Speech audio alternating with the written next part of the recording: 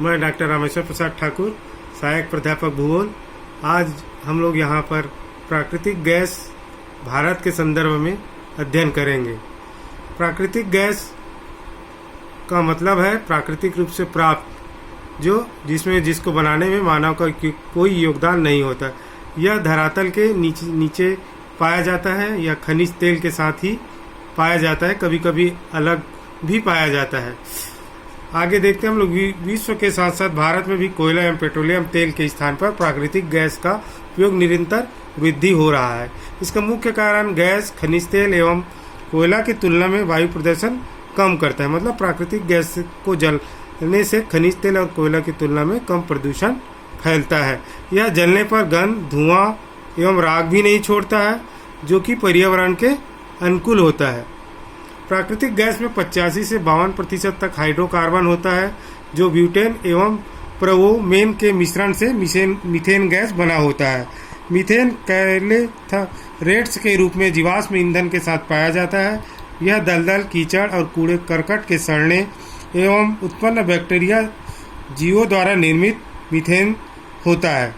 प्राकृतिक गैस के प्रसंस्करण से ईंधन, प्रोपेन, ब्यूटेन, पेटेंट्स, उच्च आणविक हाइड्रोकार्बन, तात्विक सल्फर, कार्बन डाइऑक्साइड और कभी कभी हीलियम गैस और नाइट्रोजन गैस की भी प्राप्ति होती है। प्राकृतिक गैस अन्य ईंधन के साधनों की तुलना में, जैसे कोयला और पेट्रोलियम की तुलना में, इसकी उत्पादन लागत और वितरण लागत कम होता है। अर्थात इसको उत्पादन करने में इसकी लागत अन्य की तुलना में कम होता है। इसका उपयोग कहाँ कहाँ होता है हम लोग देखते हैं। तो प्राकृतिक गैस का उपयोग घरों में भोजन पकाने के लिए, एलपीजी के गैस के रूप में, मकानों को गर्म रखने के लिए, उर्वरक कारखानों में, ताप विद्युत घरों में, उद्योग, रिफाइनरीज, पेट्रोकेमिकल उद्योग में, इस्पात उद्योग आदि में इसका उपयोग होता है। एक देखते हम लोग और इसकी प्रवृत्ति। भारत में प्राकृतिक गैस की प्रतिदिन कैसी उपयोग या कितना मात्रा में उपयोग कहाँ पर किया जाता है। तो उपयोग का क्षेत्र है उर्वरक उद्योगों में, विद्युत उद्योगों में, घरेलू ईंधन में, रिफाइनरीज में, पेट्रोकेमिकल में, इस्पात उद्योग में। तो सबसे पहले देखते हैं उर्वरक उद्योग में यह 42.95 MMSCMD उपयोग होता है, जो प्रतिदिन कुल उपयोग का 35.45% है। तो यहाँ पर पहले देख लेते हैं हम लोग MMSCMD का मतलब क्या होता है। तो इसका मतलब होता है million metric standard cubic metre per day उपयोग। इसी प्रकार विद्युत उद्योगों में या विद्युत बनाने में 29.43 MMSCMD उपयोग होता है, जो कुल उपयोग का 30% है। घरेलू ईंधन अर्थात CNG में 15.48 उपयोग होता है, जो कुल उपयोग का 12.77% है। रिफाइनरीज में, पेट्रोकेमिकल में, इस्पात उद्योग में इसी प्रकार से उपयोग होता है, जो 12.24%, पेट्रोकेमिकल में 3.90, इस्पात उद्योग में 2.60% इसका उपयोग होता है। प्राकृतिक गैस के अलग अलग अनुप्रयोगों के लिए LPG फ्रैक्शनेटर प्लांट में परिष्करण किया जाता है। परिष्करण से हमको methane, ethane, propane, butane, C5 गैसों को अलग कर लिया जाता है। तो इसको अलग अलग रूप में प्रयोग किया जाता है। जैसे मीथेन को यूरिया संयंत्रों के ईंधन के लिए, फीड स्टॉक के लिए और विद्युत उत्पादन करने के लिए विद्युत संयंत्रों में। इसी तरह ईथन का पेट्रोकेमिकल के उत्पादन में, प्रोपेन और ब्यूटेन के LPG के उत्पादन में ईंधन के रूप में उपयोग किया जाता है। प्राकृतिक गैस को मुख्य रूप से 4 स्वरूपों में निर्मित कर इसका प्रयोग किया जाता है, जो कि प्राकृतिक गैस के रूप में हमको धरातल के नीचे से मिलता है। उसको हम शुद्ध करने के बाद PNG, CNG, RLNG, LNG के रूप में परिवर्तित किया जाता है। PNG देखते हैं पाइप प्राकृतिक गैस, पाइपलाइन में निरंतर सप्लाई के लिए। CNG संपीड़ित प्राकृतिक गैस, मोटर वाहन में ईंधन के तौर पर प्रयोग के लिए। इसको आप लोग देखते होंगे पेट्रोल पंप में, मोटर गाड़ियों में या मोटर वाहनों में डाला जाता है, सिलेंडर फिट रहता है वाहनों में।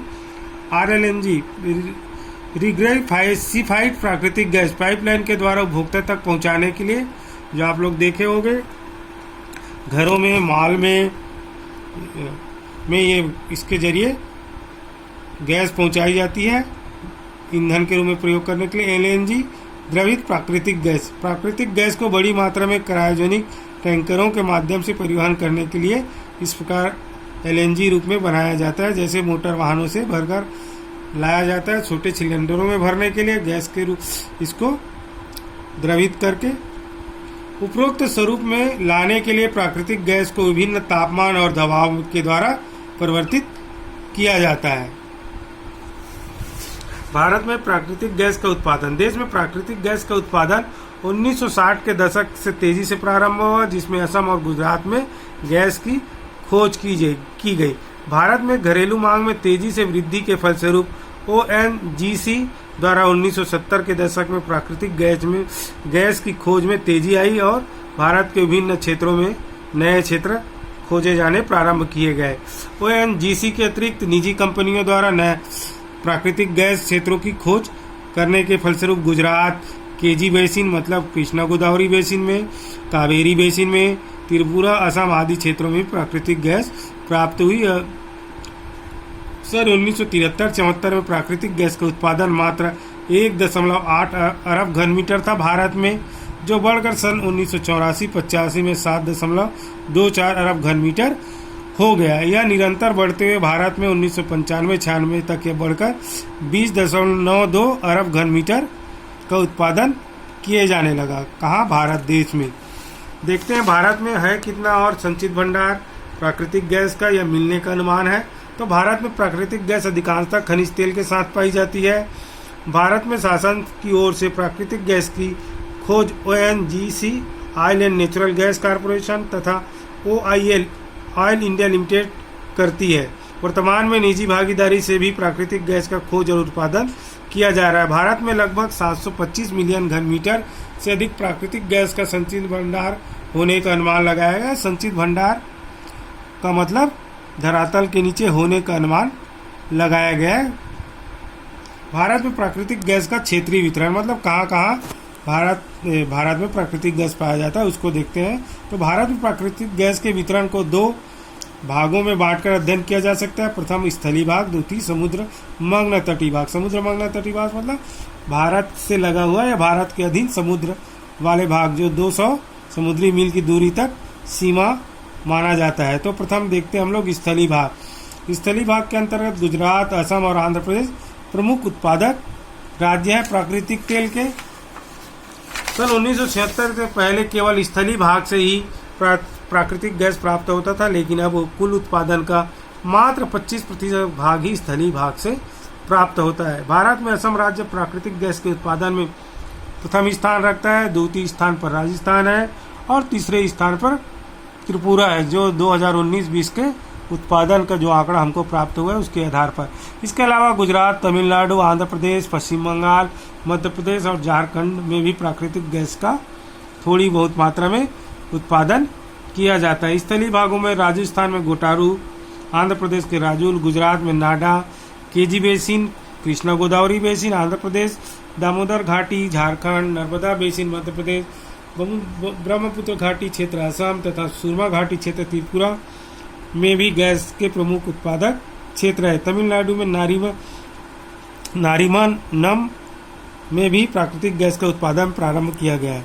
मग्न तटीय समुद्री क्षेत्रों में देखते हैं तो सर्वाधिक गैस का उत्पादन बॉम्बे हाई में किया जाता है। इसके अलावा नीलम, मुक्ता, पन्ना, तापी बेसिन में भी प्राकृतिक गैस प्राप्त किया जाता है।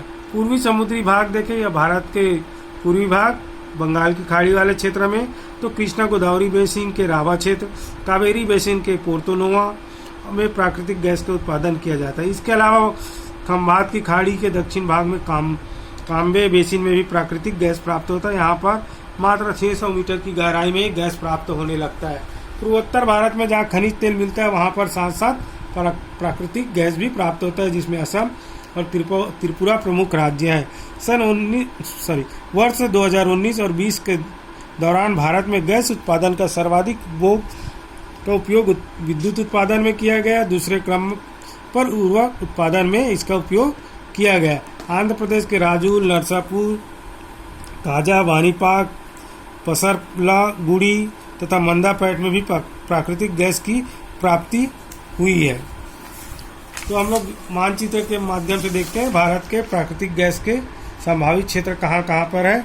तो सबसे पहले हम लोग देखते हैं इधर जैसलमेर राजस्थान में, बाड़मेर राजस्थान में, इसी प्रकार से कच्छ क्षेत्र है जिसमें स्थलीय भाग भी है, समुद्री भाग भी शामिल है।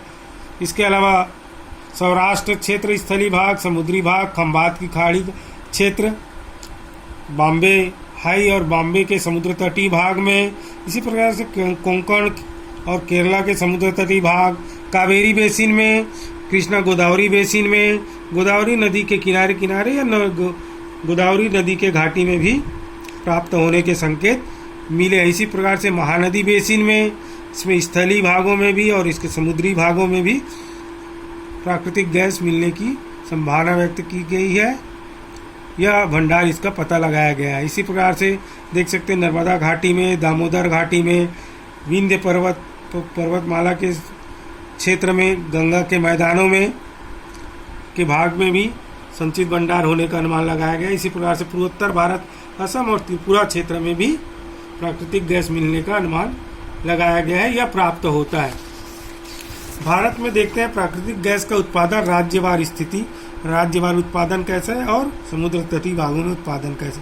तो राज्यवार उत्पादन देखें तो 2011-12, 2013-14, 2015-16, 2017-18, 19-20 के हमारे पास आंकड़े हैं। इसमें 19-20 में मार्च माह का शामिल नहीं है। तो देखने से, टेबल देखने से स्पष्ट हो रहा है कि असम और अरुणाचल प्रदेश में सर्वाधिक उत्पादन किया जाता है प्राकृतिक गैस का। वो 2011-12 में 2944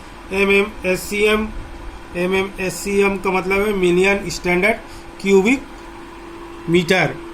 इसी प्रकार से 2013-14 में 2909, 2015-16 में 3054, 2017-18 में 3249 MMSCM उत्पादन किया गया असम और अरुणाचल प्रदेश।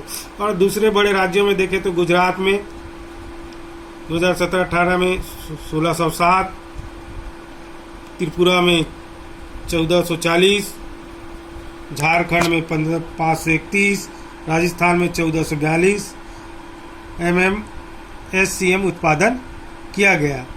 इसी प्रकार से राजस्थान बढ़ते क्रम में उत्पादन यहाँ पर बढ़ रहा है, देख सकते हैं हम लोग 590 से 1442 तक हो गया। इसी प्रकार से त्रिपुरा 644 से 1440 तक हो गया। यहाँ पर बढ़ते क्रम में प्राकृतिक गैस का उत्पादन हो रहा है।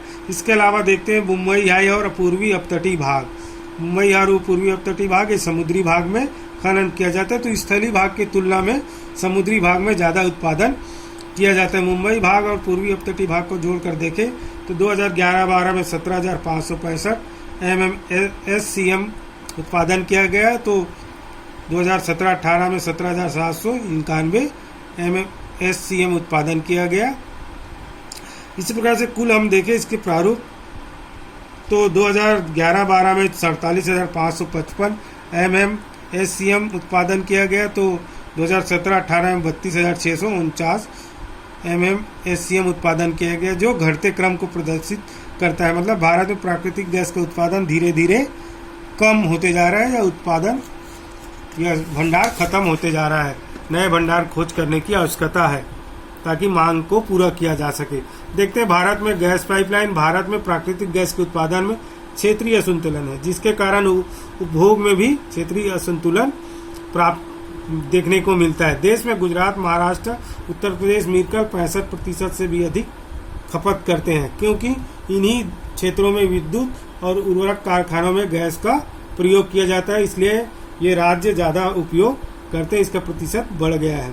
क्षेत्रीय असंतुलन का कारण जैसे पश्चिम बंगाल, बिहार, झारखंड, उड़ीसा, छत्तीसगढ़ में प्राकृतिक गैस के परिवहन के लिए अवसंरचना की कमी है, क्योंकि यहाँ पर प्राकृतिक गैस भी नहीं मिलता, बाहर से या विदेश से आयातित या मग्न तटीय भागों से लाना पड़ेगा, जिसके लिए पाइपलाइन नहीं है, इसलिए उपयोग यहाँ पर कम होता है। भारत में विदेशों से आयातित तरलकृत गैस को गैसीय अवस्था में लाने के लिए 7 मुख्य टर्मिनल भारत में स्थापित किए गए हैं।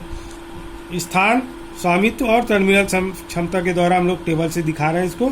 दहेज गुजरात में है, PLL के स्वामित्व में 17.5 MMTPM इसका क्षमता है, million metric tonne per annum इसको तरलकृत को गैसीय अवस्था में लाने के लिए हाजीरा गुजरात में स्थित है, जो सेल के लिए है, जो डच ब्रिटिश ऑयल कंपनी है, संयुक्त उपक्रम है। कोची में है PLL का, दूसरा कोची में दूसरा और है गेल का है, gas authority of India limited का।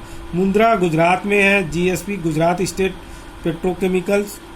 और दाभोल महाराष्ट्र में गेल का, इन्नौर तमिलनाडु का इंडियन ऑयल का। कुल मिला के 43.8 MMTPM पर एनएम तरलकृत गैस को गैसीय अवस्था में लाने की क्षमता इन 7 टर्मिनल में। आगे हम लोग देखते हैं प्राकृतिक गैस के उत्पादन के बाद भंडारण एवं संरक्षण की बहुत बड़ी समस्या होती है। यदि प्राकृतिक गैस को अच्छे से भंडारण एवं संरक्षित नहीं किया जाता है तो यह तेजी से वायुमंडल में फैलकर वायुमंडल को प्रदूषित कर देती है। थोड़ी सी भी भंडारण में लीकेज या दुर्घटना या डैमेज होने से गैसीय अवस्था में वायुमंडल में यह गैस फैल जाती है और प्रदूषण फैला देती है। प्राकृतिक गैस के परिवहन के समय फैलने या जलने से बचाने के लिए भारत में पाइपलाइन बिछाकर इसका वितरण किया जाता है। आगे देखते हैं भारत के प्रमुख प्राकृतिक गैस वितरण और पाइपलाइन। तो प्राकृतिक गैस पाइपलाइन का नाम स्वामित्व कंपनी, लंबाई यहाँ पर देख लेते हैं हम लोग। तो हजीरा बीजापुर दहेज विजयपुर जो गेल के द्वारा स्थापित है, 4222 किलोमीटर इसकी लंबाई है। दूसरा हम लोग देते हैं दहेज विजयपुर दादरी उन्नयन गेल के द्वारा है, 1280 किलोमीटर की लंबाई है। इसी प्रकार उड़ान ट्राम्बे ONGC का 24 किलोमीटर। दहेज उड़ान पनवेल दाभोल गेल के स्वामित्व में 815 किलोमीटर जिसकी लंबाई है। आगे हम लोग देखते हैं जो बड़ी बड़ी गैस पाइपलाइन है, KG बेसिन नेटवर्क 878 जो कि गोदावरी कृष्णा या कृष्णा गोदावरी बेसिन में फैला हुआ है। इसी प्रकार से गुजरात क्षेत्रीय नेटवर्क गुजरात राज्य में फैला हुआ है, गेल का 609 किलोमीटर। काकीनाडा हैदराबाद उड़ान अहमदाबाद रिलायंस गैस का है, यह 1460 किलोमीटर इसका फैलाव है। इसी प्रकार से गुजरात गैस ग्रिड नेटवर्क है, गुजरात स्टेट के द्वारा फैला हुआ है। यह गुजरात स्टेट पेट्रोनेट का 2100 किलोमीटर का गुजरात राज्य में फैला हुआ है। इसके अलावा बड़े लाइनों में दादरी बवाना नंगल जो कि गुजरात से लेकर पंजाब तक फैला हुआ है, 886 किलोमीटर लंबी लाइन बिछा हुआ है। इसी पे चैंसा झज्जर हिसार 455 किलोमीटर। गेल दामोदर बेंगलोर 1414 किलोमीटर है, गेल के स्वामित्व में अभी। इसी आगे हम लोग देखते हैं ये मुख्य प्रमुख पाइपलाइन है जो भारत में, इसमें प्राकृतिक गैस के अलावा CNG के अलावा कच्चा तेल भी इसमें परिवहन किया जाता है। देश में प्राकृतिक गैस के महत्व को देखते हुए अगस्त 1984 में प्राकृतिक गैस प्राधिकरण लिमिटेड की स्थापना की गई, जिसका नाम बदलकर बाद में gas authority of India limited कर दिया गया। तो गेल का मुख्य कार्य क्या है? गेल का मुख्य कार्य गैस का खनन करना, गैस का पता लगाना और गैस का भारत में परिवहन करना। हाजीरा विजयपुर जगदलपुर गैस पाइपलाइन विश्व की सबसे लंबी भूमिगत पाइपलाइन है। HBC पाइपलाइन उत्तर प्रदेश, मध्य प्रदेश, राजस्थान के उर्वरक कारखानों में गैस की पूर्ति किया जाता है। इसके द्वारा कवास गुजरात, अंतर राजस्थान एवं औरैया उत्तर प्रदेश में विद्युत उत्पादन तथा गैस सिलेंडर में भरने के लिए प्लांटों को गैस